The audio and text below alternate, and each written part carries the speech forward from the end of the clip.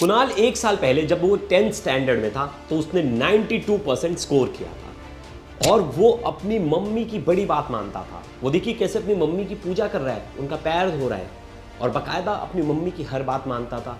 Mummy जो काम बोलती थी वो करता था। बहुत ही सीधा, समझा हुआ और सुलझा हुआ लड़का था। लेकिन अचानक से एक खबर आई पूरे सोशल मीडिया पे कि आईफोन के लिए कुणाल ने अपनी जान दे दी। ये सुनते ही लगा कि बड़ा बेतुका सा रीज़न है। असली कहानी कुछ और है, क्योंकि कुणाल के पास आईफोन बहुत पहले से था, मम्मी के पास भी अच्छा फ़ोन था। तो आईफोन के चलते कोई बच्चा ये कदम क्यों उठाएगा जो कि इतना समझदार है। ऐसे में सोशल मीडिया पर जो खबर चल रही है उससे हटकर हमने सच जानने की कोशिश की और सच जो है काफ़ी ज़्यादा परेशान करने वाला है। कुणाल को कोई आईफोन की ज़रूरत नहीं थी, कोई उसे आईफोन नया नहीं चाहिए था या आईफोन की वो ईएमआई नहीं पे कर पा रहा था, ऐसी कोई बात नहीं थी। वो सिर्फ इसलिए परेशान था क्योंकि मम्मी और पापा के बीच में जम नहीं रही थी। पापा पिछले 3 महीने से मम्मी से अलग रह रहे थे। वो चाह रहा था कि कैसे भी मम्मी पापा एक हो जाए और उसके चलते और घर में जो पहले से लड़ाई झगड़ा चल रहा था उससे बच्चा डिप्रेशन में था। उस डिप्रेशन को बच्चे ने झेल नहीं पाया। वो एक बार सोचा कि एक बार एक आखिरी कोशिश करता हूँ, क्या मेरे वजह से मम्मी पापा मान जाए।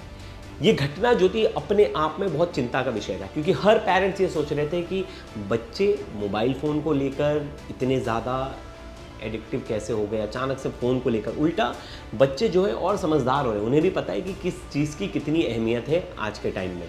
लेकिन डायरेक्टली इस पूरे केस को फ़ोन से जोड़ देना मुझे लगता है सरासर सही नहीं है। इस केस में हम डिटेल में एक एक चीज़ों पर बात करेंगे, पूरी लाइफस्टाइल पे बात करेंगे, ये कैसे थे, कैसे रहते थे, पैसा कहाँ से आता था, कितना आता था, कितना कमाते थे, क्यों झगड़ा हुआ, क्यों बच्चा डिप्रेशन में चला गया, सब कुछ बात करेंगे डिटेल में।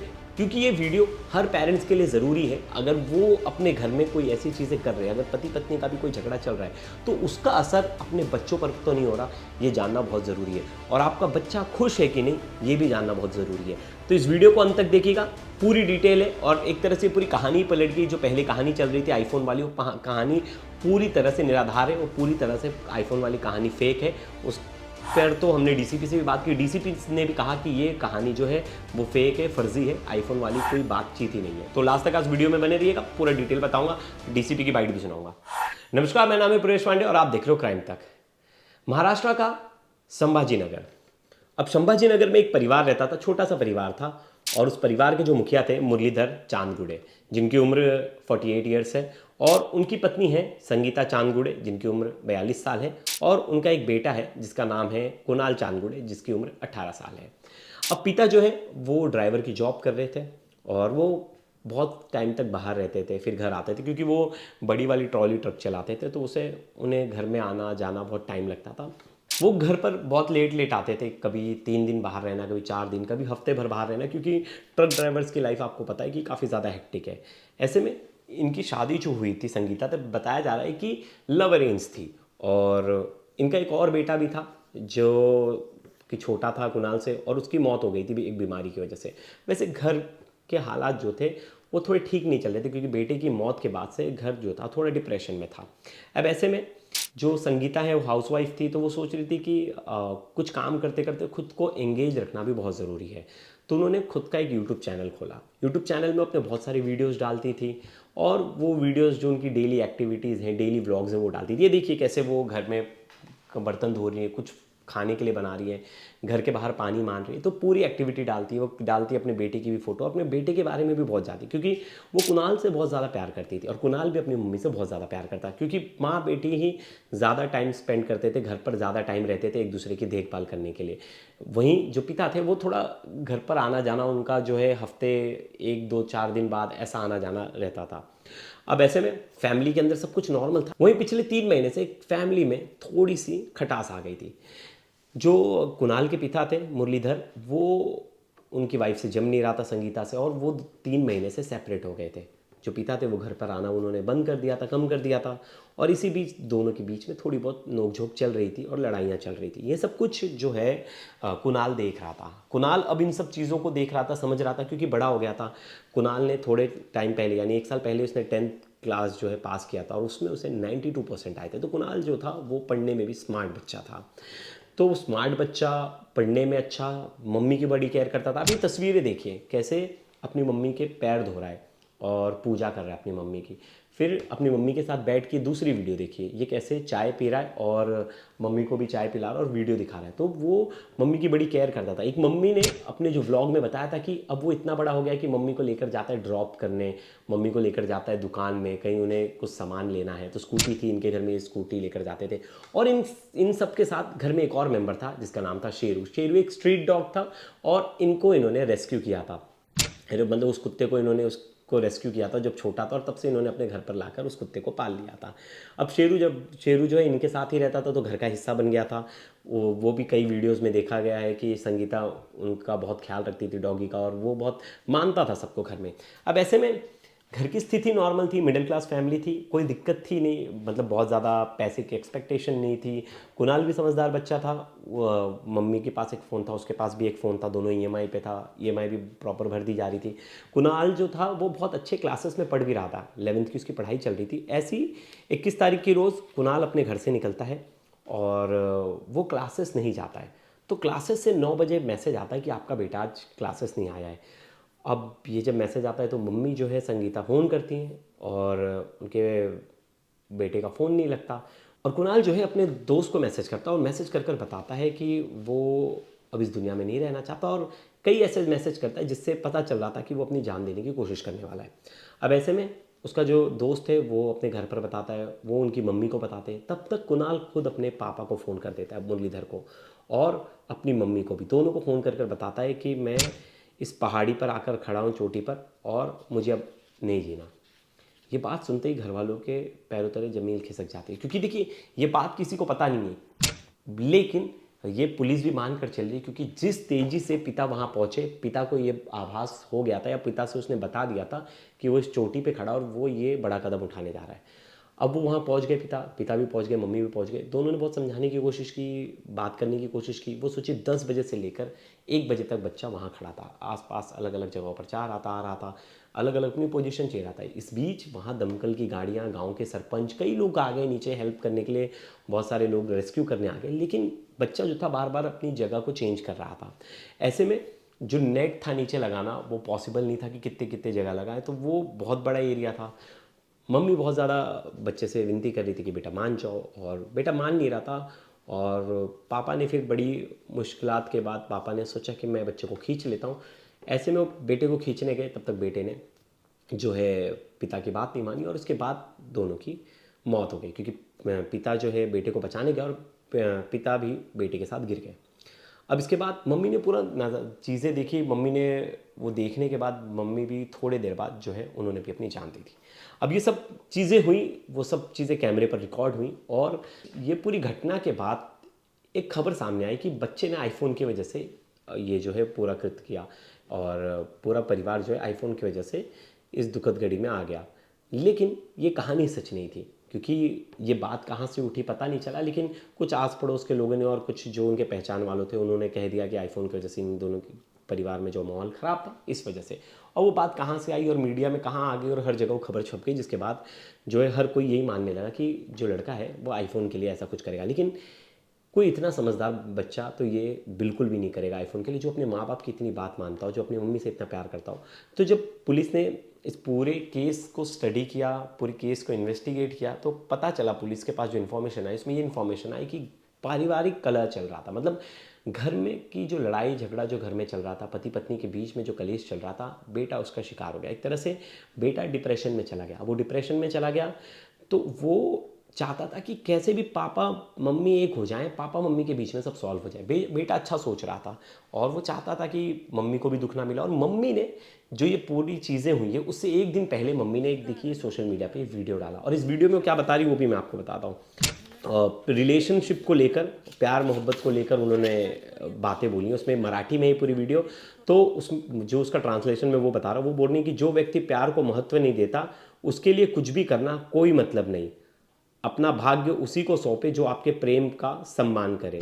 चपाती मतलब रोटी तभी स्वादिष्ट लगती है जब दोनों तरफ से पकाया जाए। वैसे रिश्ता भी है कि अगर दोनों तरफ से अगर इक्वली नहीं है, इक्वल मतलब इक्वल देने वाला नहीं है, इक्वल लेने वाला नहीं है, सिर्फ पता चला आप ही दिए जा रहे हो प्यार में, तो ऐसे में आपका प्यार व्यर्थ है और ऐसे प्यार से आपको रिश्ते से बाहर निकल जाना चाहिए। ये इमोशनल वीडियो था और ये इमोशनल वीडियो एक दिन पहले अपने सोशल मीडिया पर उन्होंने डाला था, यूट्यूब चैनल पर।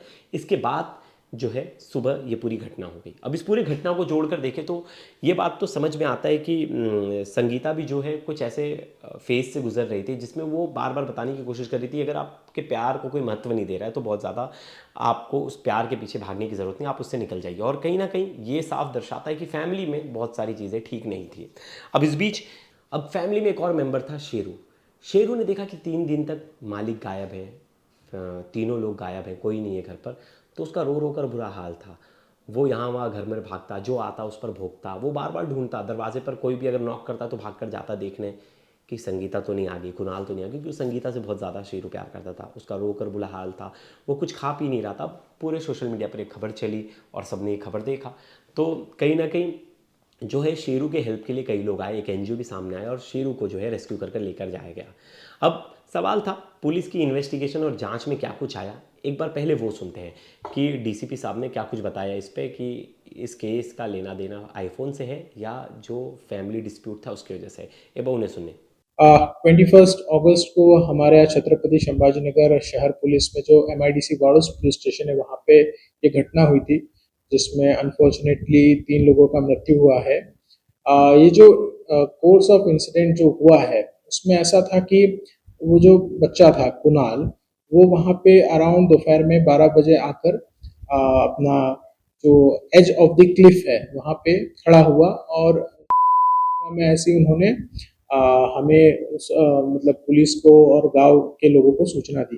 पुलिस ने तुरंत रिस्पॉन्ड किया, वहाँ पे फायर ब्रिगेड को भी बुलाया गया और बहुत समझाने का प्रयत्न किया। ऑलमोस्ट 1.5 से 2 घंटा उस बच्चे को समझाने का प्रयत्न किया, बट अनफॉर्चुनेटली लास्ट मोमेंट पे वहाँ पे जो उनके फादर थे, तो जब उन्हें बच्चे को पकड़ने गए सो वो इम्बैलेंस होके वहाँ से नीचे गिर गए और उसी क्षण वहाँ पे उसकी मदर भी प्रेजेंट थी, उन्होंने भी ऑल ऑफ अ सडन वहाँ से इस इंसिडेंट में 3 लोगों की मृत्यु हुई है।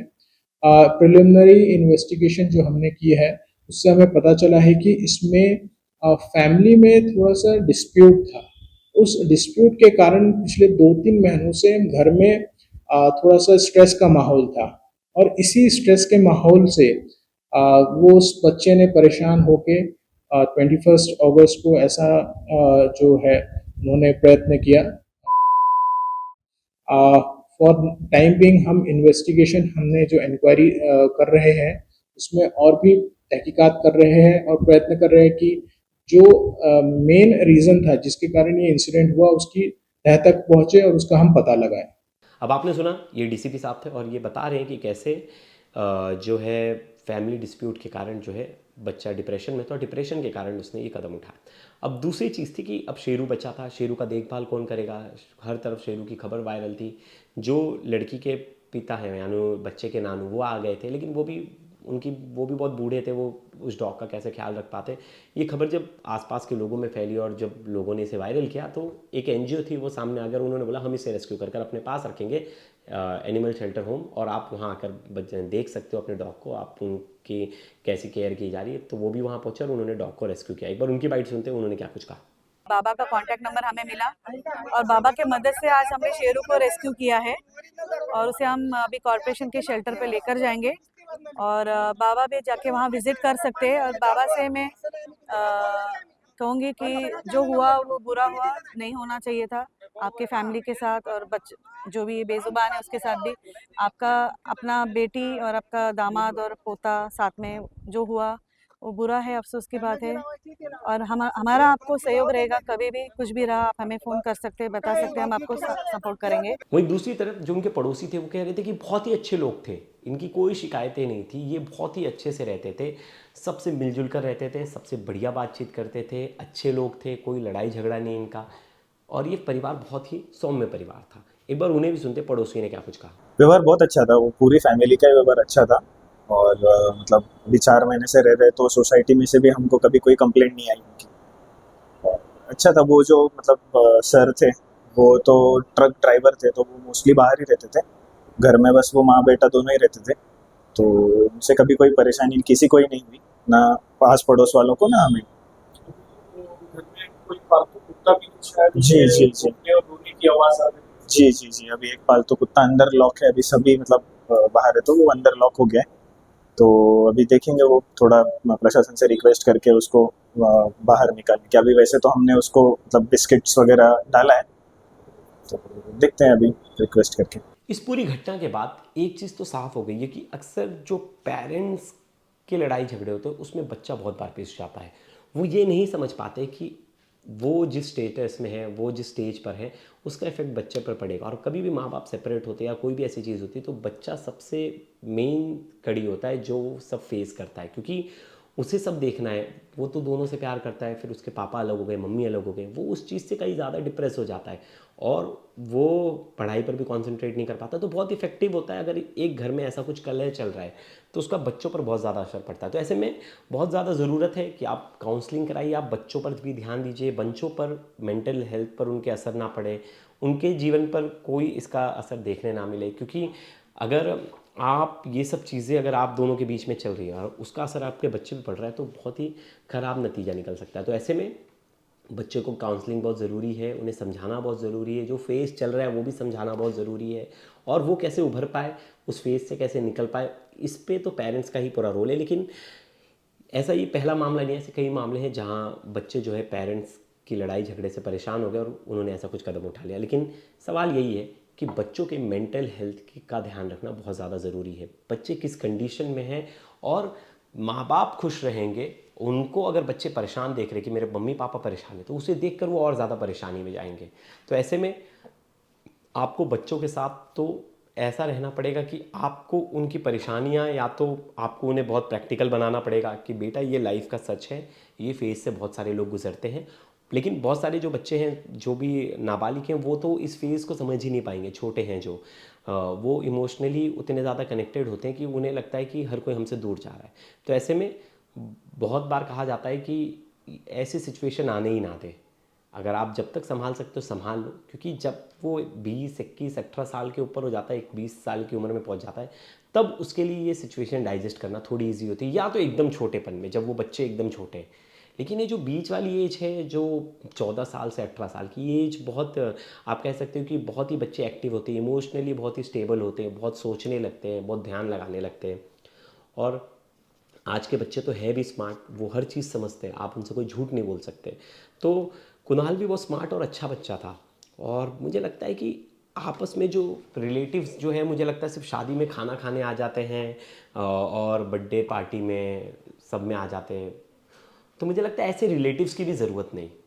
आज की ग्राउंड रियलिटी है कि ऐसे रिलेटिव्स की भी ज़रूरत नहीं। आप अच्छे 10 दोस्त बनाइए, 5 दोस्त बनाइए, 3 दोस्त बनाइए, लेकिन आपके आसपास अच्छे 3-4 दोस्त होने चाहिए जो आपके सुख दुख में आपके साथ खड़े हो।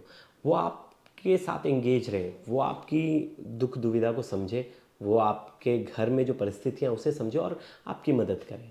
ऐसे लोग होने चाहिए, क्योंकि इनकी शादी में कई लोग आए होंगे, 100-200 लोग आए होंगे, लेकिन वही जब बात परिवार की कोई परेशानी चल रही थी तो उसमें कोई समझाने वाला नहीं था, कोई उसमें काउंसलिंग करने वाला नहीं था। क्योंकि हर कोई दूसरा अगर गिर रहा है तो उसे ज़्यादा मज़ा आता है, अरे देखो ये तो बड़ा ऐसा करते थे, देखो इनके साथ ऐसा हो गया।